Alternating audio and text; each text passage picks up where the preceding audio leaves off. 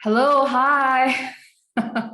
Yeah, as you noticed, we already began recording. We pressed the button without asking all of you, and we imagined that maybe when you join it, it already said are you okay to recording it? So we just want to make sure. Yeah, we need your permission to doing it, and yeah. So if you're okay, say something on the chat or also your personal access. I don't want to be my face on there, then please simply just turn off the camera so so we can have this memorable this celebration that we can also keep our document in our Aru's side. So thank you so much. And Jang. Yeah, chào mọi người. Hi everyone. Thank you for being here with us. This is, our first time that we doing like a community sharing of our work in this way, a celebrations and also a support, for the continuation of our work. I want to start by sharing a proverbs in Vietnamese that really helped me ground, and maybe in this moment, if you want to ground yourself in whatever ways that feel best, deep breath and things like that. The saying that I learned is uống nước nhớ nguồn, ăn quả nhớ kẻ trồng cây. When you eat fruit, remember who planted the tree. When you drink water, remember the source. So one of our water source, where I am in right now, which is Nisinan land, and also my family is in Ohlone territory. One of our water source is from the Mount Shasta water, are also to some indigenous community known as Puiguk. And I just want to remember, like the water source that is giving us life, and also the changes that affecting the water, from just really being able to nourish us, but also giving thanks to those that stored the land, that's really fighting for, the salmons to come back, and all the trees that are providing us a way to be rooted as well. I want to give thanks to also my ancestors by way of crossing the oceans to come here, and also from the land of Vietnam. I also want to invite you all to give thanks and inviting in your ancestors if you know. And to begin this program, we will share, along with that, like what is the history of Aru? Like what is, where, what is our origin? And then where are we at now? And what is the vision that we have coming forth, and what is it that we want to create? So that will be the flow of kind of like our events and our program for today. And we will also have performances by our amazing artists and friends that have participated in the program. And that will, we're excited to share and show with you as well. And I want to introduce our staff. So myself, my name is Jang. I go by they, them pronouns. I am right now as a director of innovation, and coming into 2022, I'll be co-director with Robin. So Robin, if you want to wave, yeah. And Dohi is our staff as well, director of art and healing. And thank you to Miko as our tech support, and also Tiffany Ju as our supporter as well. We have Tiffany as one of the performers, and then Manu's as well. So thank you all for being here, and looking forward to hear more from you later. Yeah, I think with that, let's see. So yeah, maybe if you want to check in, like how you're doing, weather report, in the chat, just share with us how you're doing, and maybe the land that you're on, if you know. And we'll start sharing with you Tracy Nguyen, who is a co-founder of Aru. Tracy unfortunately can't be here with us, so she sent a video to share with us, what is Aru bird story. So Robin, if you can put that up for us, that'd be great.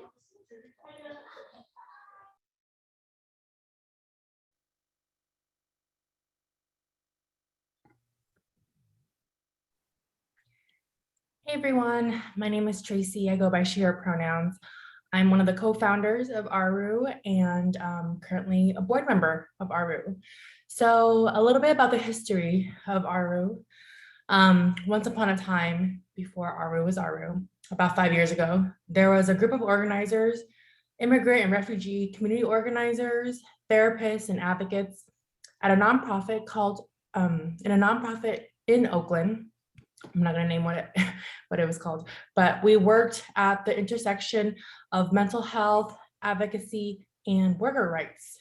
So throughout the years, we host these amazing pillar events for International Women's Day, World Refugee Day, and whenever we bring together our members, we would just have a room full, an auditorium full, hundreds and hundreds of immigrants and refugees around the world at these events in Oakland. And you would see Vietnamese, Cambodian, Laos, Hmong refugees, Tibetan, Nepali, Bhutanese, Korean, Burmese refugees and immigrants, and so on and so on. And that was the magic that brought us all together. We were all Asian refugees and or immigrants of the diaspora united in one place. And we were truly organized for the people and by the people. Now, we had a really interesting, dramatic series of events that happened. Like with many nonprofits and problematic institutions, we faced a lot of malpractice and leadership dysfunction. And so, long story short, we protested for months and fought for our space and the integrity of our organization. But in the end, 20 employees ended up walking away. And with that, all the services and advocacy work that we built up in our communities dissolved. And it was really heartbreaking and traumatic for a lot of us. So many of our supporters and institutional funders were completely on our side and told us that they will go wherever we go. And so a small group of us brought our brains together, and we knew that the work couldn't stop just because our organization crumbled. We believed in continuing our work so much. And luckily, ACRE, which stands for Asian Americans for Civil Rights and Equality, it's a network of 11 Asian American social justice organizations. They took us in, and then we found a new fiscal home and a new community home, a new political home. And that was about 5 years ago. And so in this new home, we wanted to rebrand ourselves and our new identity. And we know we wanted to continue centering the healing and the arts, because that has been the key to our work back when we were in the Oakland nonprofit. It has been a key to our resilience, and it's what made our work unique. So we came up with Asian Refugees United because we wanted to honor that so many of our leaders came from the refugee experience. Of course, our home welcomes all who have roots in the diaspora and who have been impacted by global imperialism and colonization. So since then, our work has evolved, and I'm very proud about how we still honor the unique intersection of the work as we've always done. And so ARU, Asian Refugees United, is an art and healing leadership center that cultivates and restores wholeness in communities impacted by displacement. We facilitate embodied training programs and deep community building through ritual and connection to land. We envision a sense of home and belonging for all, where our future generations in the diaspora know their ancestral stories and rooted in who they are. So if any of you have ever been to an ARU event, before we were ARU, or after we've rebranded ourselves and found a new home, the healing magic and the impact it has on all communities. And I'm a queer LGBT woman whose parents are refugees from Vietnam. So in my personal experience, I know I've been transformed and healed by the healing spaces that ARU has created. And so thank you all for being part of ARU's journey, and happy 5 years to ARU. I can't believe we've made it this far, and I would not, 5 years ago, after we all walked out, I would not have imagined that the work would continue in this way. So I'm very proud of the staff for keeping the heart and soul of the organization alive. Thank you so much.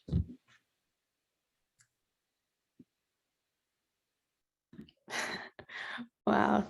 Thank you, Tracy. Even though Tracy can't be here with us in person, I deeply feel, her spirit and her passion. And Robin, we will start showing with you all kind of like a yearbook that we put together as to show our journey. So Robin, if you can put that up.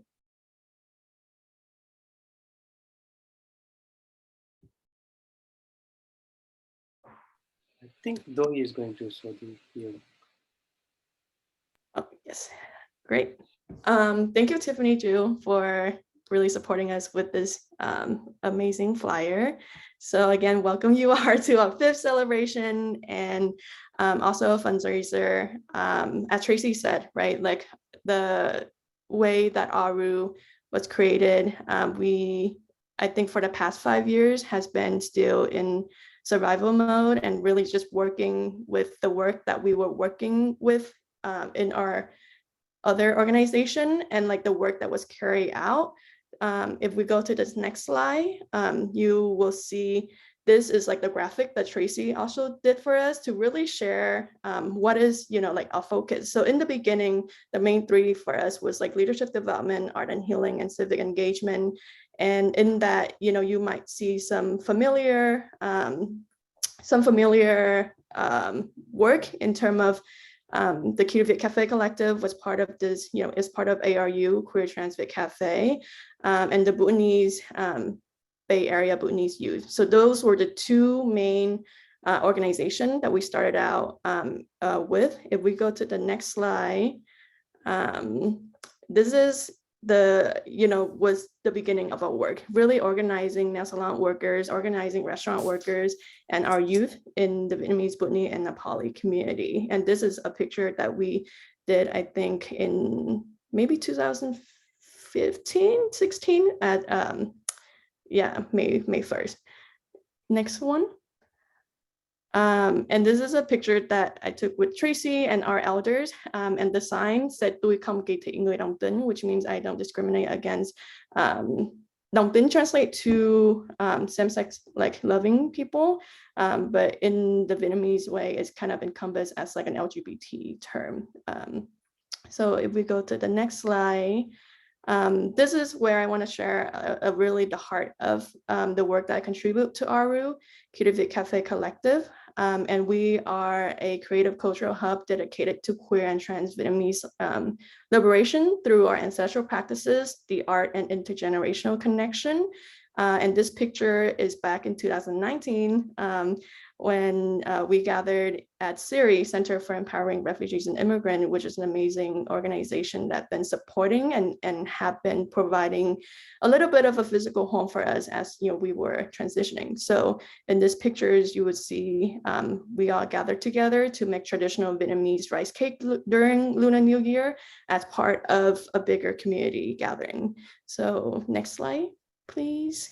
And this is the gathering that we would bring our food and we would bring our elders, our family, our friends. It's a space to really share our story as queer and trans people, to really create and share shifting culture in our Vietnamese community. What is the story, the true story, about our community, and how do we reclaim our language? How do we invite our elders into the space that can create more healing for us overall? And how do we, reclaim songs, right, that our parents listen to, and there is a sadness that also in us, and how do we express them, and how do we express our joy also? Next one. And in that, as I share, ancestral foodways is one of our part of really creating this healing spaces. So instead of, we were thinking that by being in a space where our elders feel most confident or most, themselves in a lot of spaces is the kitchen and having food as a way to connect people. So a lot of that's the center and the heart of, our work is cooking together, eating together, sharing meals, queering up our elders' kitchen, and listening to our elders' story as well and sharing our stories. Next one. And these are pictures from our intergenerational Feast of Resistance. These are annual program that we hold during Lunar New Year to really honoring, that we welcoming into the new year, like our ancestral practices follow the lunar calendar.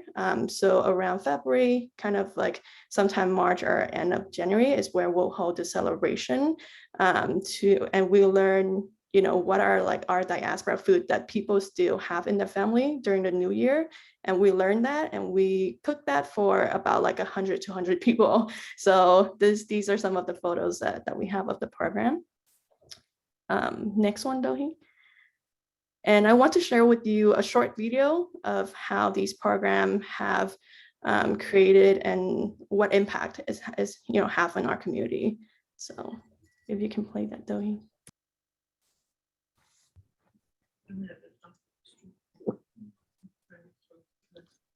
What are 3 words that describe your experience today? I would say nourished, Nourishing, expressive, Trusting. challenged, emotional, Open. healing, powerful, Vulnerable. and magical. love. Teaching one another how to cook is teaching one another about ourselves and our identities and how we want to be loved. like food is something that's often taken for granted, but then when you like focus on your culture within the context of food and how like it's a form of resistance and a form of like empowerment for ourselves in order to keep our like traditions alive and then also like nourish ourselves the same way that our ancestors have been doing for like several years. An event like this really highlights like queer trans people's existence, and I think when we're able to kind of celebrate those identities together, it really just sends the message out there that we exist. I think the intergenerational piece is really important. It's carried through, through food, like the cook-ups that we have, and it's also carried through with the performances, right? I think it's very important to have the elders, especially parents that are open to like coming, right? And also witness their children. It's important for them to see a positive representations of the queer and trans community, and that we are, like making an impact, and we are able to do it with grounded in, our roots, right?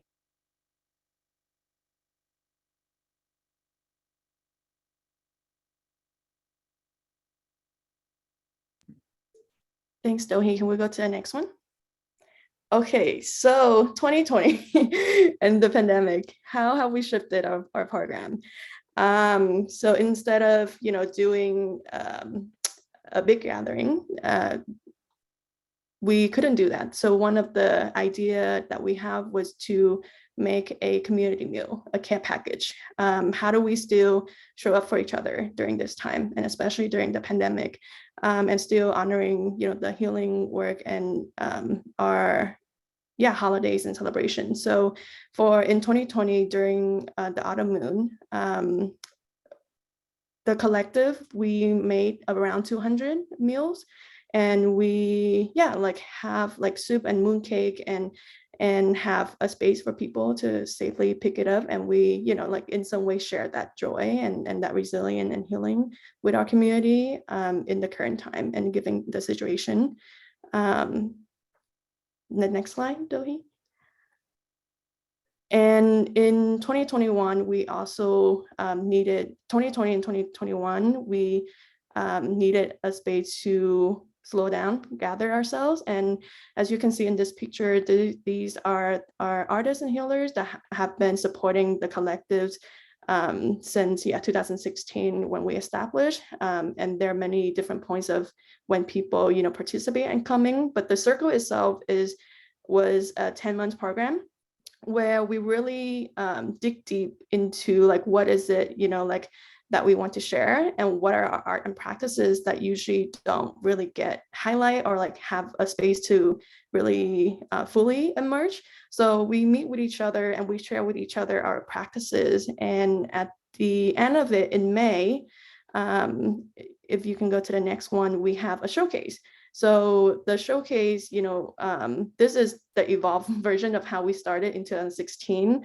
But the showcase was virtual. We did it on Twitch, and yeah, so many community members show up. And I think the way that we were able to share our story was, and also holding space for each other, was deeply needed during this time.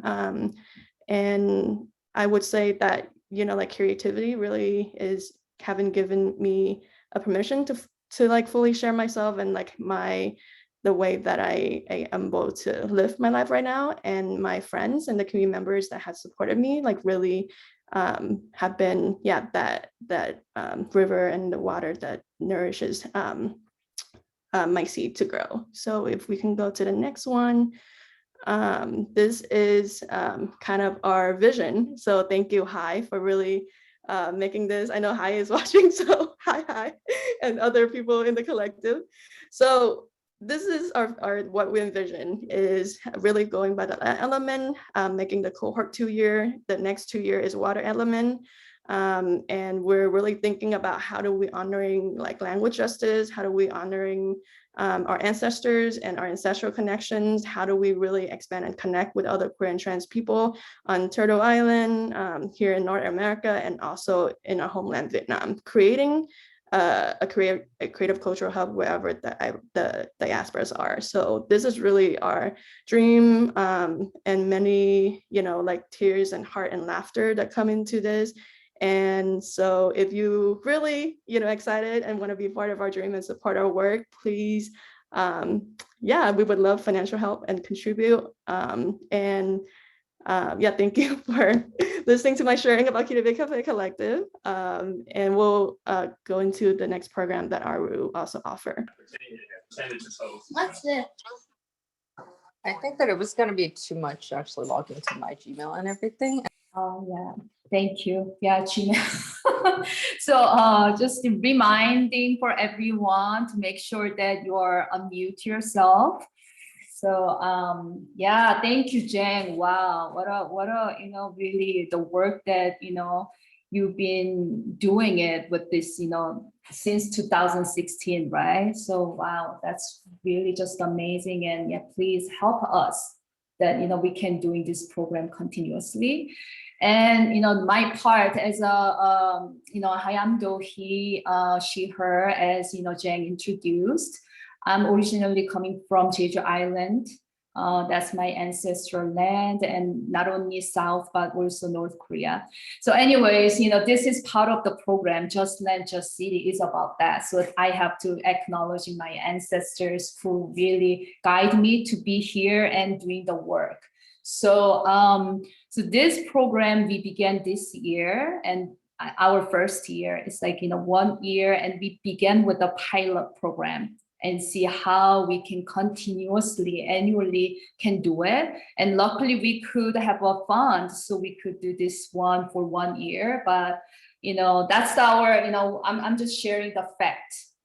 So many of our program is really rely on a lot of grant. And that's really kind of part that we're having really hard time, because we really believe in the program that if we don't get the fund, then we cannot continue. So this is a part of things that, we gather, and then let's do the fundraising and, support us to also stabilizing ourselves, with the program, so we can really do the program that we believe in it. So this is one of the many programs. And so this program, we kind of, how this multi-part project integrating body knowledge and art creation to hold space for deep reflection on wound, both suffered and inflicted through the systemic oppression existing in in United States, but focused on Oakland, Asian communities here, and also back to our ancestral land. So this is the program that we really stretch out more, kind of working more open to the Asian community. So that's really felt, also important to bring the community that, powerfully what Jen and Robin is doing for their own community is powerful, but, we always thinking about how we bring, really people together. So this is the one of the program that we can really try out. So this is, and then we planned for the 1 year program. So this spring program we did the February to April. And that was, so this was the time that a lot of things happened. So, through this program, we really kind of holding the space for each other. So really, how we really hold this space to each other about what is happening in this country and in our community, and how we also take care of ourselves, and how we understand of what is the systemic oppression is really on our body. So that was the really intention, that let's work those things through the body. So, okay, next one. So, and yeah, so that was a springtime, mostly holding the space, and, we cry together, we grieve together, and share our stories, share our, the struggles together. And then when we're going into, the summer, and also is a part of this program is solidarity, how we also connecting with other communities. So we did this program that, just city connection reflect enact solidarity summer series, invites sharing and being in dialogue with the local farmers and indigenous and Black leaders to build the power, unity, solidarity through their experiences and histories. So this is really beautiful that, we also collaborate with ACRE, Asian American for Civil Rights and Equality. So Miko is from that community too. So it's thank you so much for collaborating with us to make this really happen. And this is a program that we invite local, also the farmer and poet. So Loa came to share about what is what is she's carrying from her homeland story to honor the indigenous land. So that's what we had first series, and then second one we also asked Corina Gould to come and talking about how we becoming the good guest. So it's really understanding of history of this indigenous land, also just also really factor of the history, where we're the guest. That's just the bottom of the reality is that, and how we are really becoming, a good guest and really care and steward the land. And also we work with Amara Tabor Smith. So she came to really unlearning this racism, and really throughout the history, she really shared all the histories that we actually weaving through all the stories, and part of the, this, kind of all the, struggles and also celebration at the same time. And it was really powerful that she said, racism doesn't have any place, but culture has a place. So that always reminds us, how we really honor our culture and our language and our, the ancestors, and also our tradition and rituals are so important. So from there, the fall season, I felt as an artist and ritualist and educator, I felt, my practice of whole my, I'm still young, but my lifetime, it's really, based on the ritual. So, and how we can really confront of our this oppressive, this system. And the systemic, the problems and oppression and white supremacy and patriarchy, how we really understand that through our body. So in that way, I really brought my ancestral work, ritual that really guide us, how we confront and how we name those things. So that was the part that the 3 months program that we started in September through the November. And all my, and through the, the springtime to summer and fall, all these participants are, I really thank to them for, really first of all, because their honesty and their really sincerity and their really, really in it, really commitment for doing it was really kind of we understood of really we're actually not only healing ourselves, but through healing ourselves, actually we're healing our ancestors and getting close to the ancestral land, and then we understand of the land that we're living. So those are the really kind of bottom line that, creating this program through the ritual. So, I kind of little bit put some, expression of the intention and tool, but, really main tool that we're, kind of, going through the process was the body. So how we into, the kind of access with our body with the creative process.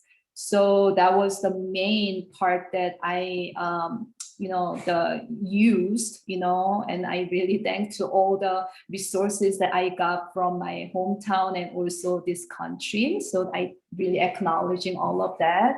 And through our practices also, how we connect our matriarchal culture and roots. So in that way, I kind of brought, the cultural practice, but it's a foundation is coming from the very particular culture, but the way that we express is so each person is different.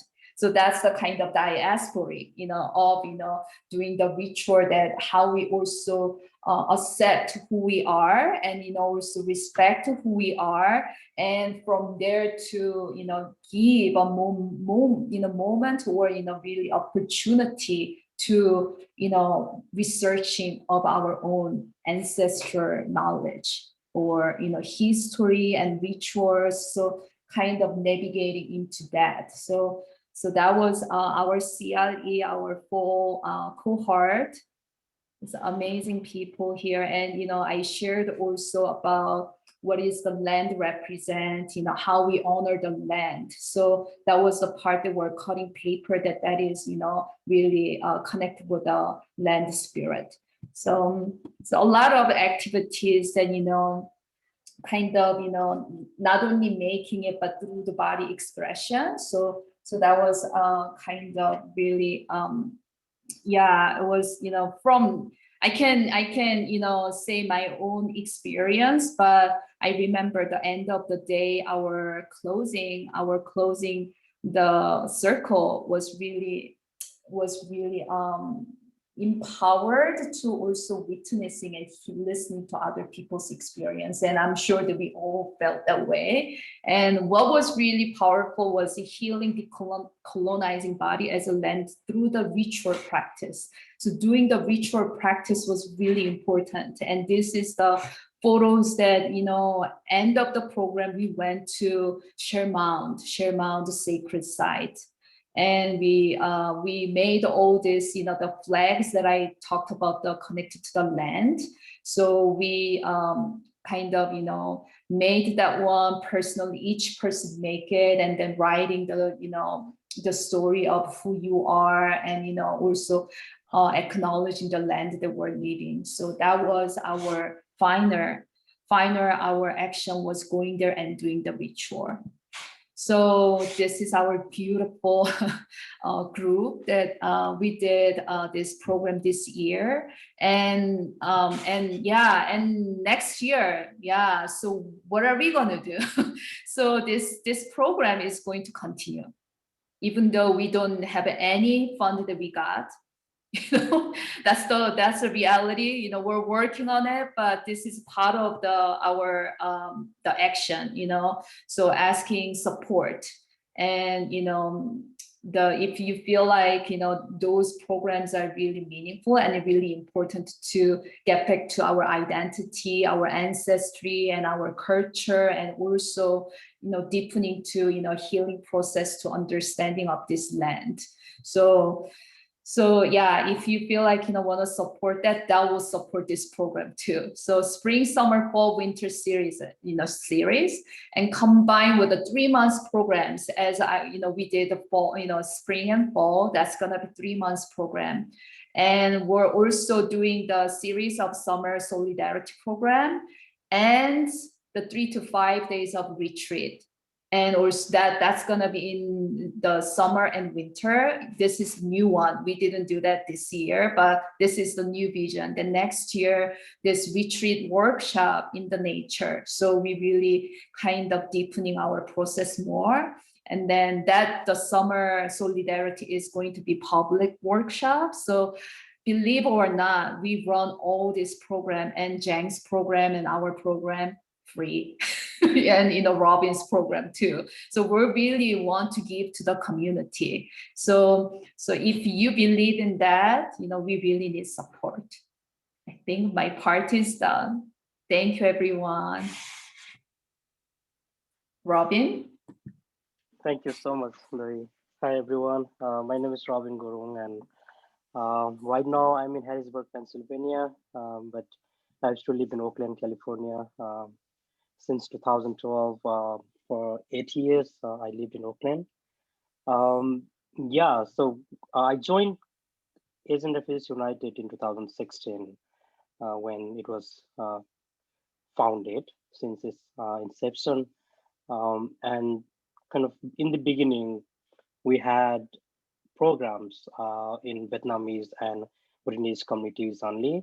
But I'm, very happy that right now RU's program, has expanded to different Asian diasporas in both in locally in Bay Area and then quite nationally right now, and we are hoping to expand more. I'm going to talk about our some of our Bhutanese program. Kind of like I think we're going a little bit beyond time, so I'll try to make it short. Camp for Emerging Leaders is a kind of 3 to 5 days leadership training program for self-identified Bhutanese organizers and activists in America. We started this in 2018, and ARU became the more like the home for this program. In 2016, I had attended another similar program for the South Asian activist called Bay Area Solidarity Summer by the Ostata, which is one of the ACRE member. And from that experience, like my experience being in that program, it was 5 days program in Bay Area. Like I kind of like realized that and that kind of program is needed in the Bhutanese community too. And since the Bhutanese community is very new to this country, we kind of started like literally migrating to this country since 2008 to 2009.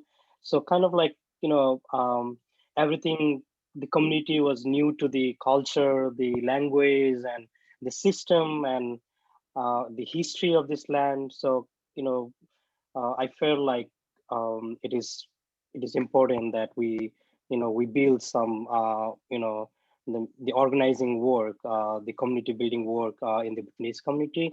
So I reached out to our team, and our team was happy to host the first leadership camp in 2018 in Oakland, California. Since then, every year we have been doing that kind of like continuously. We have been building our leadership camp, and this year we had our first leadership camp outside of California in Harrisburg, Pennsylvania. And basically, in the leadership camp, we focus on self-healing and then, community healing and, more of the kind of the share, co-learn, co-teach from each other about, community organizing, leadership building, power building work. Yeah, I think that's what I want to share about this, and I would like to invite Jyoti to talk about another program in the Bhutanese community. Of course. Thank you, Kaka. Mhm. Hi everyone, namaste. My name is Jyoti Gurung. In the interest of time, I'll also share quickly. My name is Jyoti. Thank you everyone for being here. I'm just here to share about our program Mera Geet Mera Yatra. For those of you who don't speak Nepali, Mera Geet means my song and Mera Yatra means my journey. Before I share about this, I want to dial back a little bit and really honor the original members of the group, the Bay Area Bhutanese youth, the babies, the storytellers. I'm sure a lot of you know about this group. They started collaborating with Dohi in the storytelling journey back in 2015, 2016. And I feel very lucky to be part of this journey. I joined the group back in 2017, and we have been collaborating with Dohi and different community members in this ever evolving storytelling journey. And we have done multiple performances throughout the years. And what I want to share is that the performance is just a snapshot of what we do behind the scene. We process our own stories through body movement, storytelling, through art, through poems, using our voice.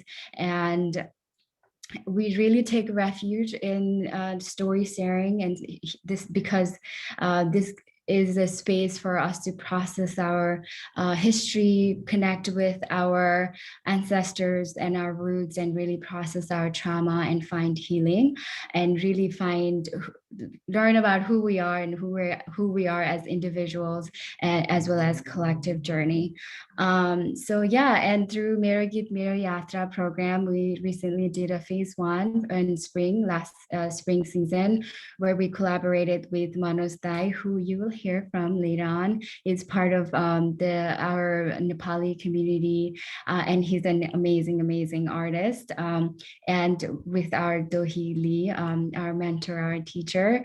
So yeah, we did connecting with our body as the land of memories, through where we really explored and dive deeper into ourselves and our story, and explore different forms of storytelling through, like I mentioned earlier, poem, using our voice, using our body. So we did that over the spring semester and summer. We really came together in person after I think after 2 years. So we came together in summer to do a artist residency where we combined our individual stories. Again, it is important to acknowledge our individual stories, the individual journey, while we are connecting with our collective journey and story sharing. So yeah, we came out with performances that you can see in the screen. Those are like how we did a story scoring, really combined our stories and took refuge in the story sharing.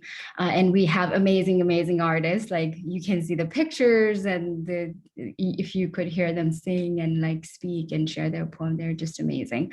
And then we came back from summer, and we just continued over the fall, explored another form of story sharing through filmmaking, where Taro has been our guide and really teaching us how to use that. And we continue to explore our stories, explore our history, and connect with our ancestor, our land. And we will be doing a performance upcoming next year, and continue this journey. Thank you so much for being here. And if you're able to support Aru, please do. Every dollar counts. Thank you so much.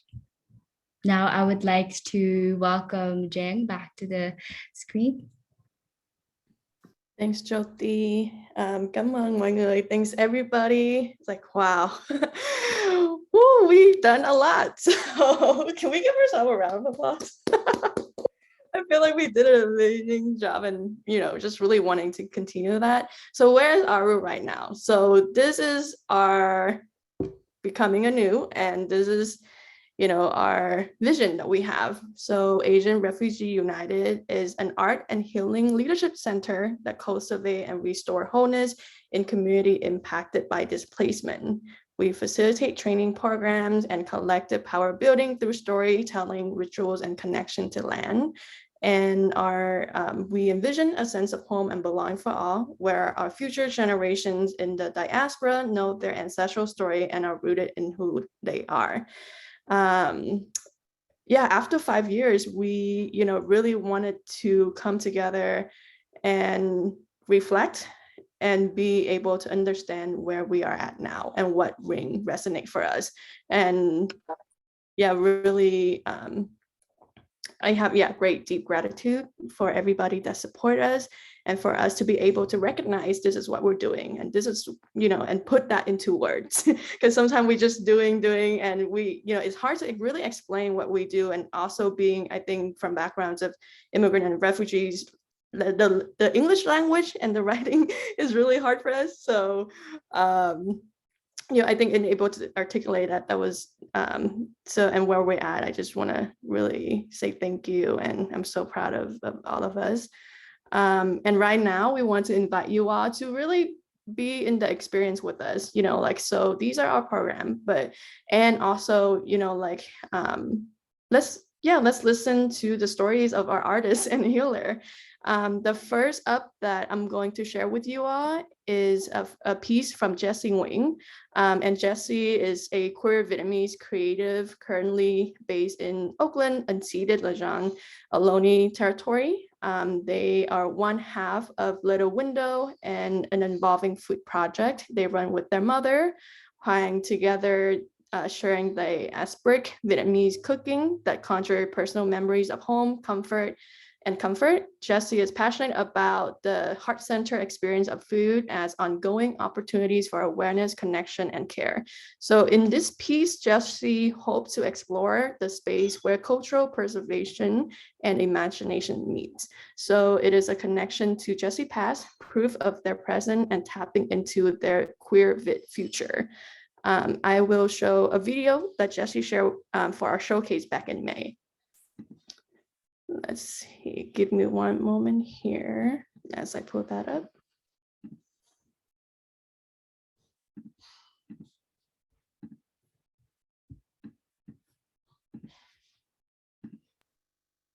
Okay, can you all see my screen? Yeah, great.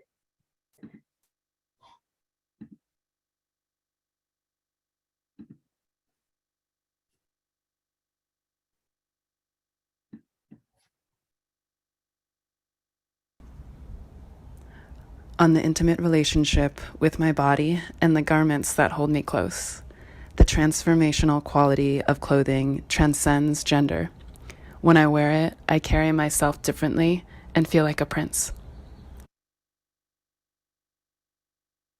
Tin tưởng sự siêu việt của chúng tôi trong thân thể đối với tất cả các cách để trở thành.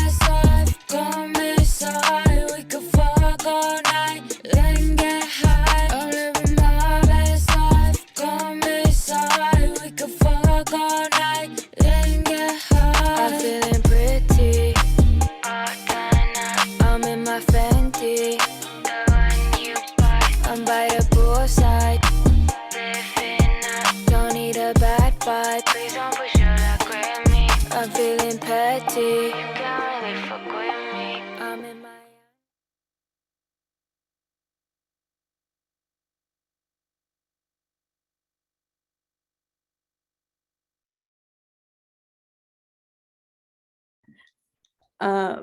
And then I'm going to show another video of one of our artists in the circle.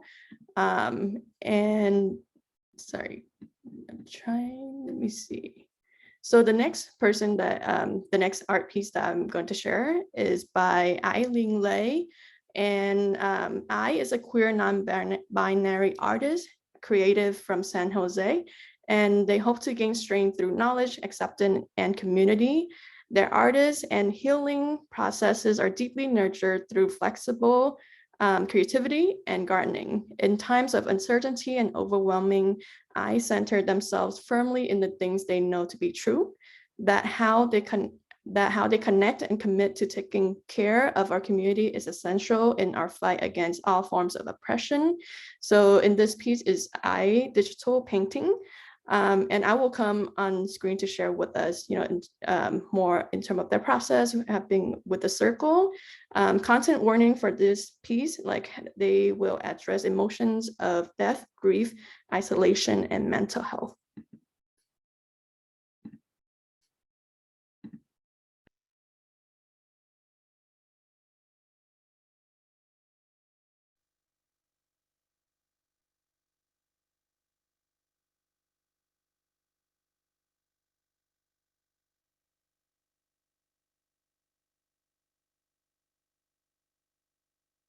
As a visual artist, I've always struggled to attach words to my pieces. I've come to realize that my artistic and healing process consists of extremely disorganized thought and overwhelm, especially when I think about home and where I come from and who I am. Comics have always been a really fun and simple medium for me to get lost in, to quickly sketch out and hold all of my thoughts, as it can be difficult for me to share my experience without conflating my story to the point of dissipation. Where do I begin? It is hard for me to even want to remember you. I can't remember the exact morning, but I do faintly remember all the years that followed, when my memories of holding your hand and hugging you close slowly became distant and far. I can't help but to notice how quiet it usually is at home without you around. Throughout the years, we could never talk about your condition without it being angry or calloused. I think we all felt guilty for not doing enough to bring you back to health, to regain your memories, to keep you in ours. However, something like that was never going to be an easy thing to do. As years and years went by, it feels wrong to admit, but we were beginning to wonder when you would die. And as we witnessed your health get increasingly worse, we also hoped it would be soon. To witness prolonged death but not be able to properly grieve because it meant losing sight of hope was impossible to balance. After all this time, I finally realized how neglectful my family is about their health and how quick and adamant we are to disregard our own well-being because we do not want to burden others. I saw it in the limits that you pushed yourself to, in the way mom lies in bed all day, and I feel it in myself when I let all of my shame consume me. I count the ways I have lied, disregarded, and isolated my true self because of how stuck I felt in anticipatory grief. I feel like I spent so much time trying to grapple with loss that I couldn't ever actually be present for you. I had not realized I was never here until I came back, and that scares me. I'm frightened that the people and connections in my life won't recognize me anymore. I feel like I grew up extremely emotionally lonely, and I can only imagine what that was like for my mom, who saw me grow up so separately from her. Drawing has been one of my most favorite things ever since I was a child. I love to draw comics about adventures I'd have with my friends as a reminder of how much fun we'd have and all the places we could go together. Despite how lonely I felt, my mom was actually the one who taught me how to draw. I remember learning how to draw lotus flowers and how she did it with so much care and attention to detail. She gave me this practice that has become so incredibly important to me. It fills me with so much autonomy and agency to be reflective and in tune with my heart and mind, to understand and express myself in a way that is both vulnerable and compassionate towards my guarded heart space. Talking to her now is still incredibly hard for me, but I hope one day she will understand my queerness and my art and everything that I want for both me and her.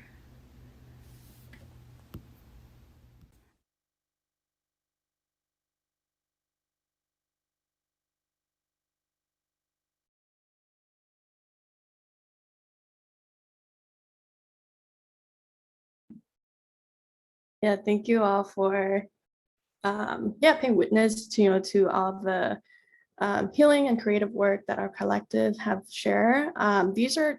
Those are two of, I think, 11 art pieces that we did throughout the time that we've been together. And we will release all of the videos soon.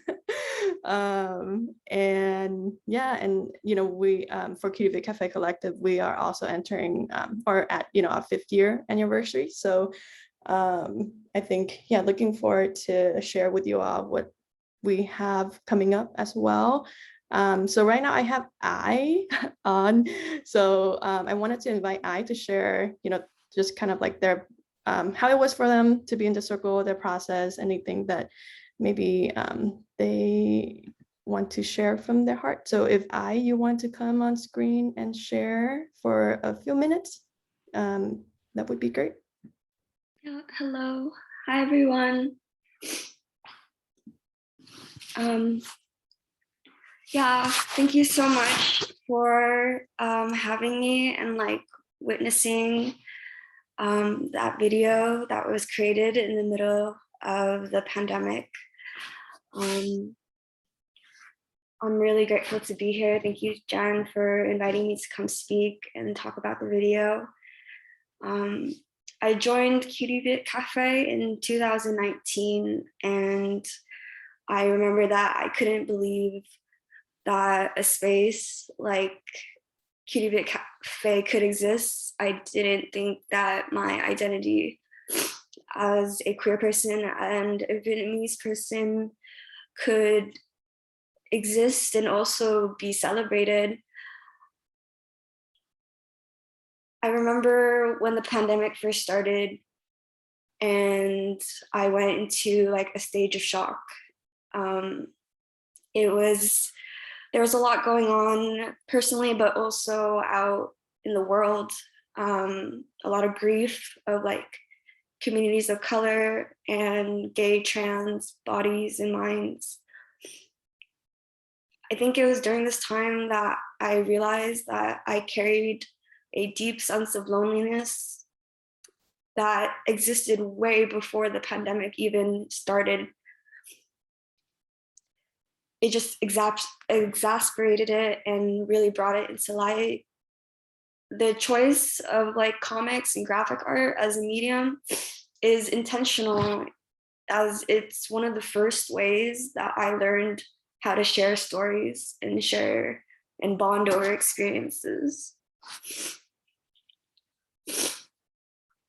I feel extremely lucky that Cutie Bit Cafe decided to meet over the course of the pandemic during the quarantine, because I do not think I would have been able to grieve in a safe way without a space with other queer trans people. Because of the other members and how their commitment in showing up for other queer trans Viets in our unique and incredibly complex like intersection of life, I felt protected to feel fully and dream of like other possibilities for Cutie Vits. They really like allowed me to feel closer to myself and my family and the community when it really felt impossible to connect with other people. And so I feel incredibly blessed to be a part of Cutie Vit and see where we go in life. Thank you all. Appreciate it. Come on, you.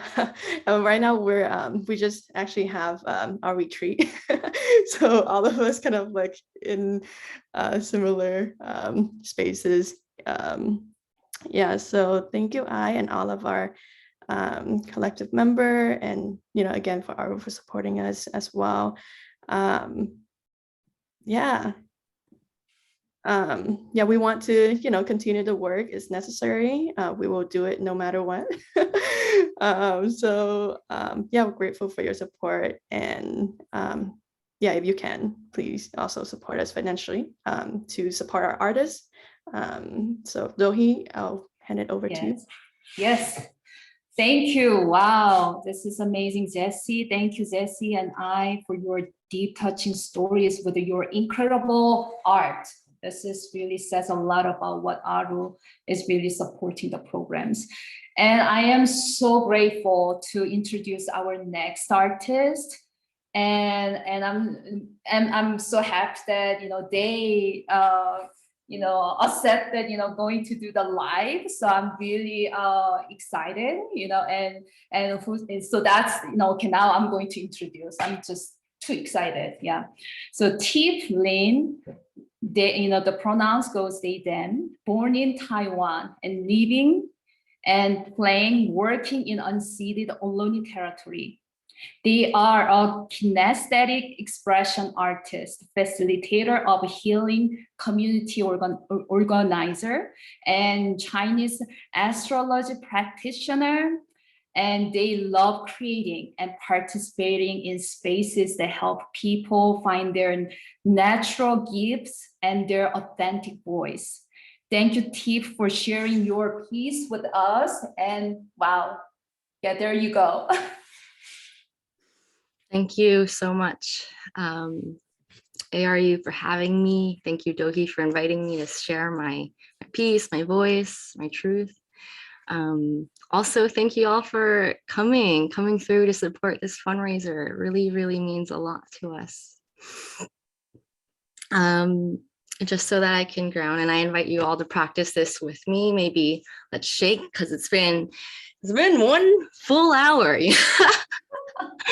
Yeah, so get comfortable.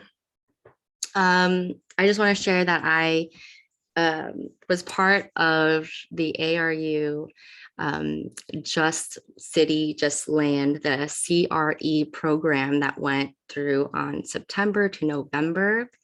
Me and along with I think 19 other folks within the Asian diaspora, we just went really, really deep. And this piece that I'll be sharing with you all was actually written during the time that I was in that container, in that space, in that field.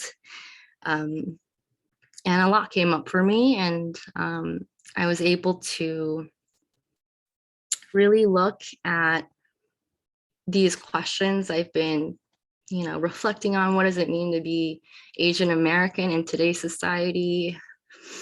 To feel through ritual, movement, and practice. What Dohi had taught us, what a harmony is, the culture of sickness that exists within our bodies from the oppression that we've faced in the past, through the oppression of this current reality.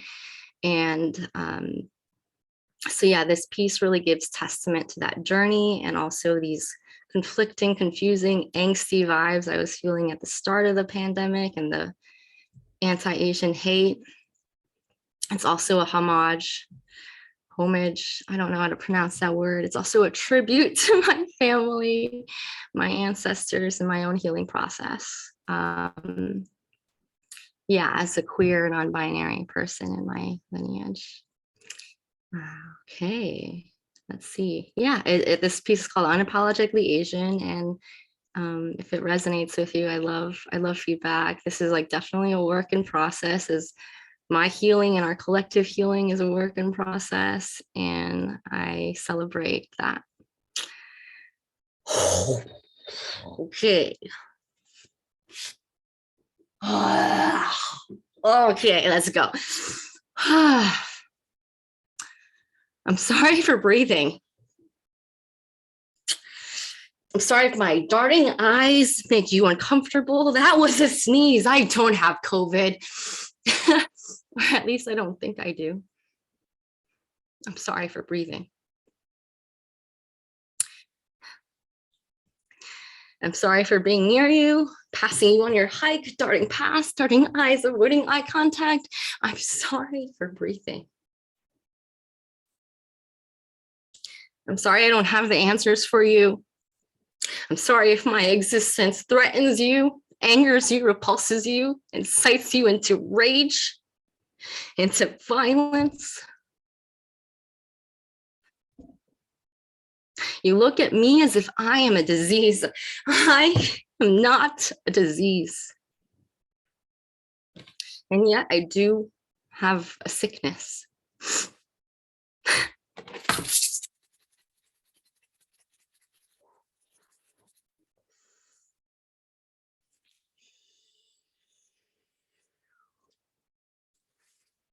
What is your sickness?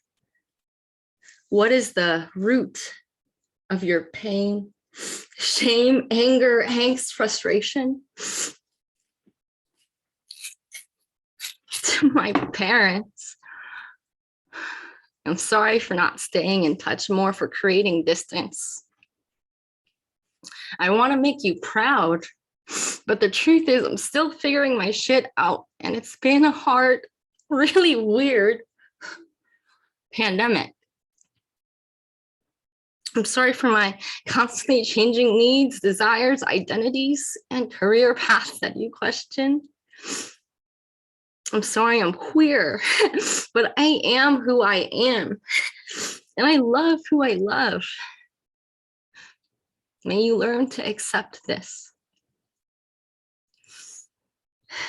I'm sorry for feeling so much, for the pain you don't want to feel, but for the part in me that exists within you too, for the withheld love and the words left unspoken, for this language barrier and how everything is fine until it isn't. I'm sorry, but I can't remember my childhood and you in it. You were too busy working, and I ask myself, would I rather have a paid college tuition or a present father in my life? And the truth is, all I wanted was more than 15 minutes of your undivided attention. I'm sorry I disappointed you when I quit the family business, but I needed to find my own path and find out who I am and what I'm really here for, outside of filial piety and obligation.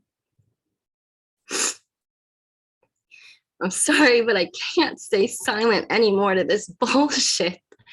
Just because we have financial security doesn't mean we are protected. I'm sorry for saying fuck white supremacy and going off to protests, but our people are being attacked, robbed, stabbed and beaten to death, and we all have a place in this.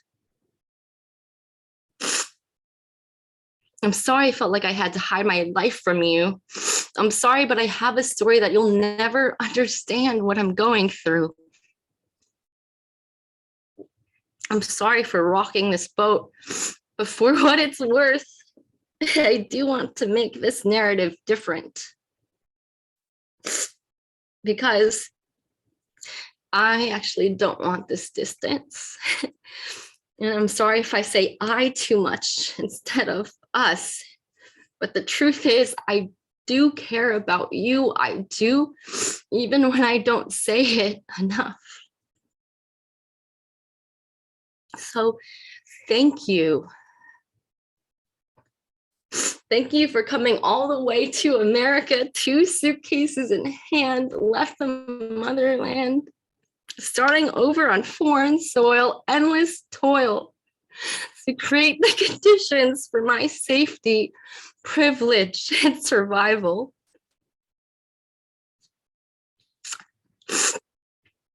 It's an honor to be a Lynn. And I'm sorry if I was just too scared, am too scared to hold the weight and responsibility of my power and privilege. Thank you for setting the standard for service, willpower, determination, strength for me to lean on and grow from. Thank you for holding the high expectations of your own parents while also learning to accept our generational differences. It must have been really hard for you too, and you did the best you could with what you knew. And I'm proud of you. And I hope you are proud of me too.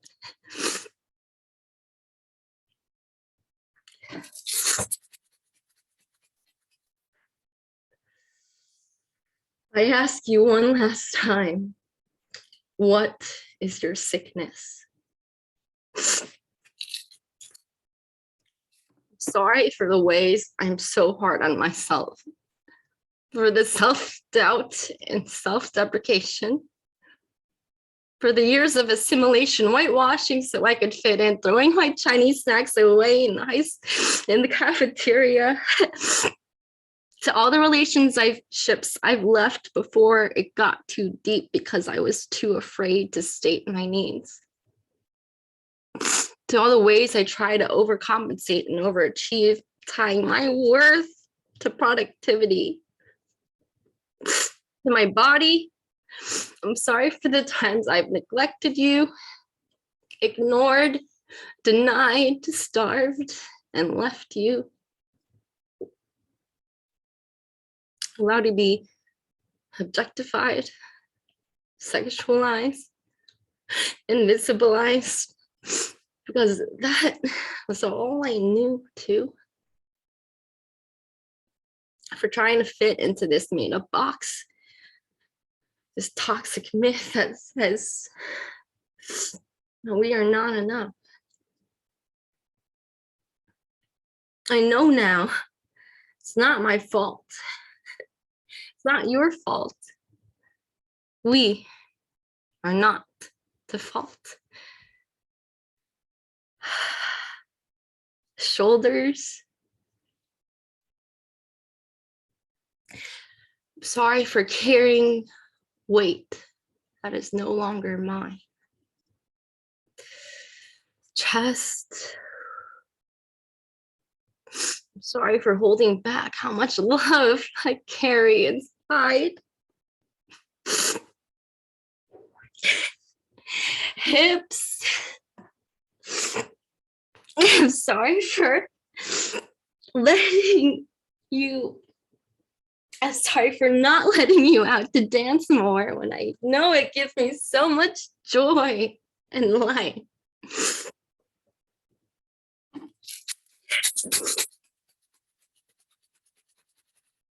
What is the pride of your existence?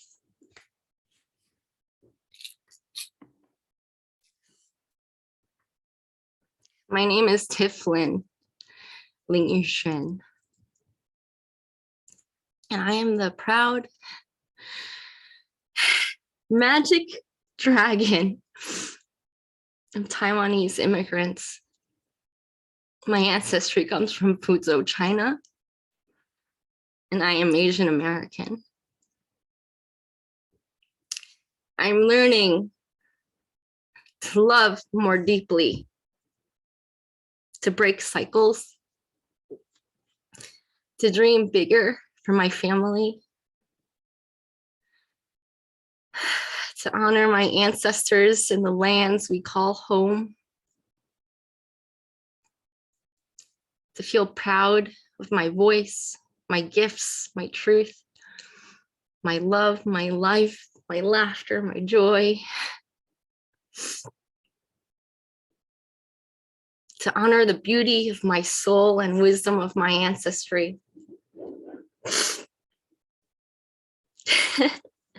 to live in these lands and really learn, really learn how to be in reciprocity. Thank you. I see you. I love you. And I am you. May we remember that within justice, equity, healing, and liberation lies forgiveness and acceptance and permission.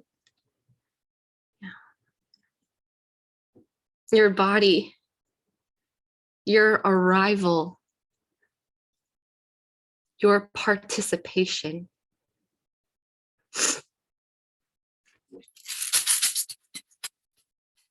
You belong. You belong. We belong. Thank you. Wow. Wow, everyone breathe. Everyone breathe and make sure that yes, we belong. We belong.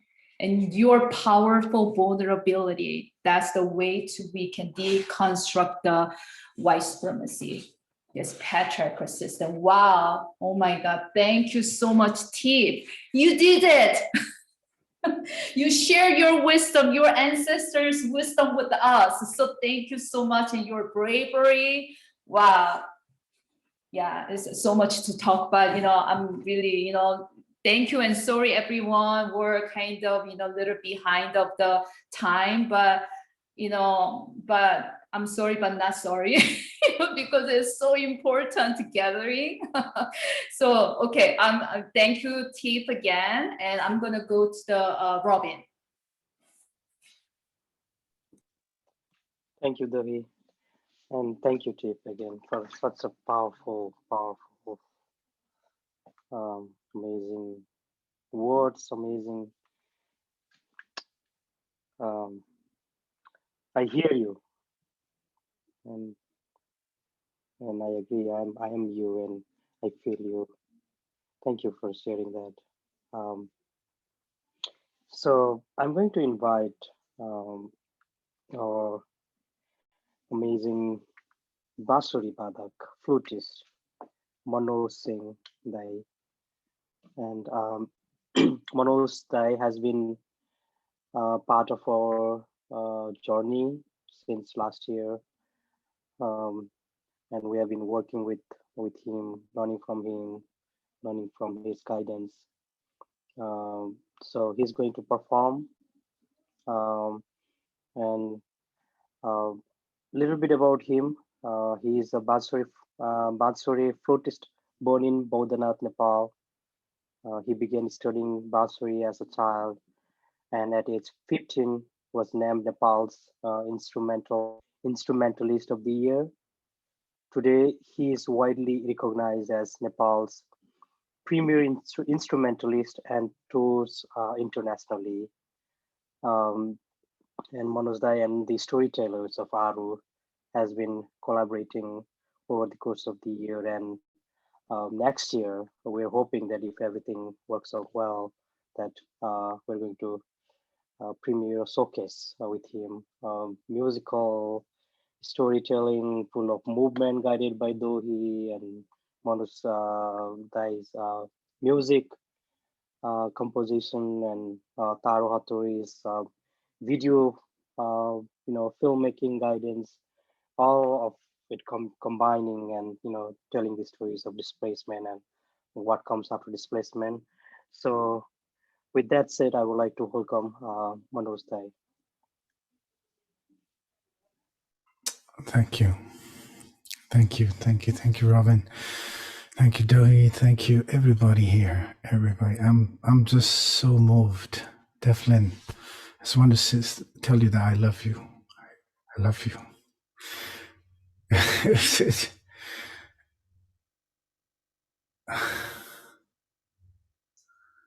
Wow.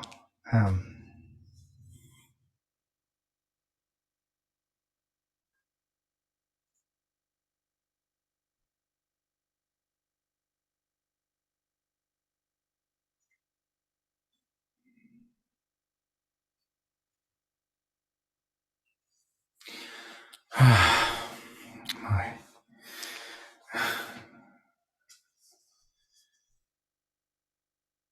What a world we live in. And yes, each of us make difference. Each of us, somehow, I don't know, I was born in Kathmandu, Nepal, and Nepal is the land where Buddha was also born. And I was thinking of somehow Buddha this morning even more. And before he passed, there was a word he spoke to his student. He said, "Appo Dipo Bhava," and that the word, that's the mantra. Be a light unto yourself. Be a light within yourself. So we are practicing that, aren't we all? Together we are. So thank you, Tiflin. And I earlier, was, each of you, your light is so bright, so bright. And it's just going to expand. It's going to unfold. So.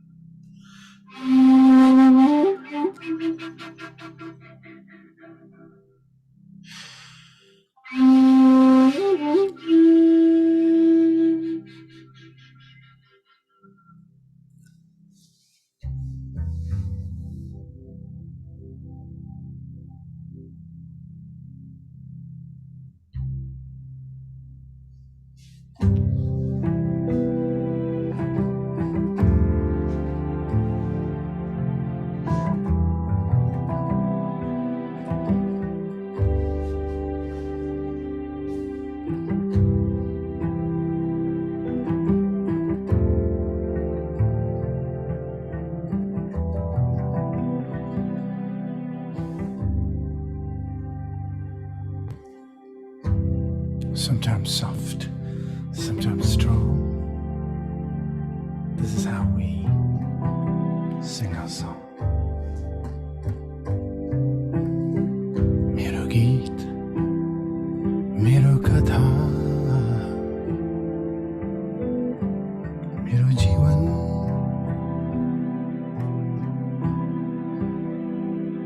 मेरो कथा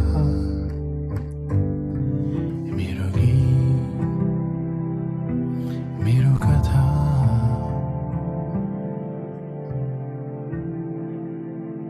मेरो जीवन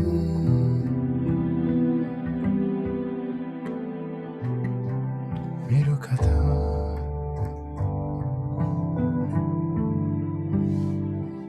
sometimes soft sometimes strong.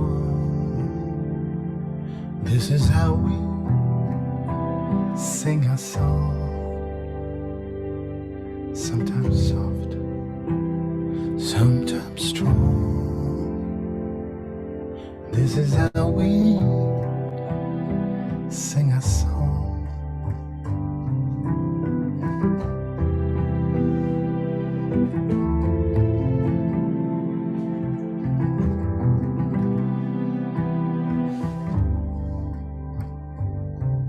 मेरो गीत मेरो कथा मेरो जीवन मेरो यात्रा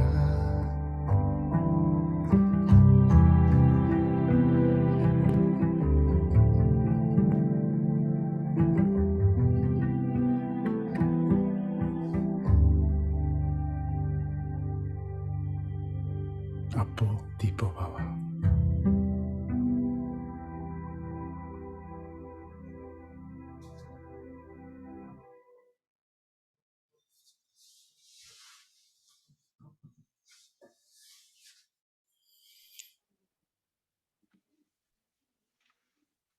Thank you, thank you, thank you so much.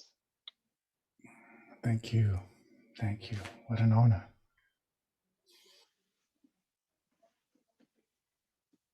All right.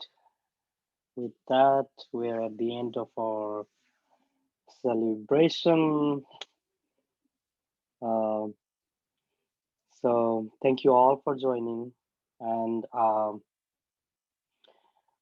you know, we do want to continue our work. We do want to build Aru as a home for communities impacted by displacement. Moving forward, we do want to continue programs like CRE, Cultivate Cafe, leadership program. Next year, we are planning for a refugee film festival, showcase with Manoj Singh Dai, the Bay Area Bhutanese youth, storytellers, and more. Moving forward, we are also expanding our work to Harrisburg, Pennsylvania. We are envisioning a youth center in Harrisburg, Pennsylvania, and we hope that we will continue to get your support. Please support us and be part of the work that we are doing. With that said, thank you all so much. If I miss anything, Trang and Dohi, final words. Yeah, well, yeah, thank you, Robin. And oh my God, really, thank you so much, Jesse. I from QTV Cafe Collective and T from Ziali Cohort, and Manos and Jyoti from Mirugi Miru Yatra, and Tiffany, your generous greets for all of us and our flyer design, and Miko, oh my God, our behind the scene, you know, from Acre for your all behind the scene to support this event to flow and really to reach out to all. And yeah, all your contribution and all your love and your art. Thank you so much. Thank you. And Jen, anything else that you want to add and close? Want to thank you all for taking a moment out of your Sunday to be here with us to witness and to contribute in whatever ways you can. Aru, we're might be small right now, but we're mighty, and and invite you all to also join us. I think asking for help is really hard for all of us. And so, this is our first try, really like, okay, let's put our work out there. Let's share it with our community. Like we all do so much, and, it deserves to have like that share, and also have people feel resonate and, connect and create really a space of this connection that we all want, and also want to build for each other. So yeah, feel free to check out our programs, join us, and yeah, thank you all so much for coming. We have a lot more program coming. So yeah, Miko, did you want to share something? Tiffany is lifting up in the chat, asking everybody to unmute and take one collective breath together. Oh. So if everybody can unmute, there's been so much beauty that's shared today. And just if we, all together, let a breath out, and then all together, 1, 2, 3, take a big breath in. And let it out.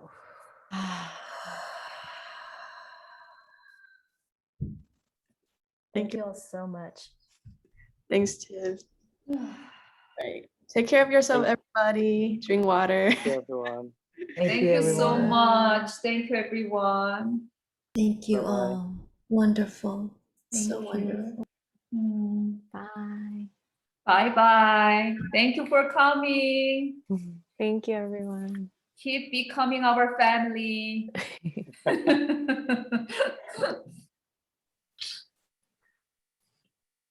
Nico, I think you can stop the recording.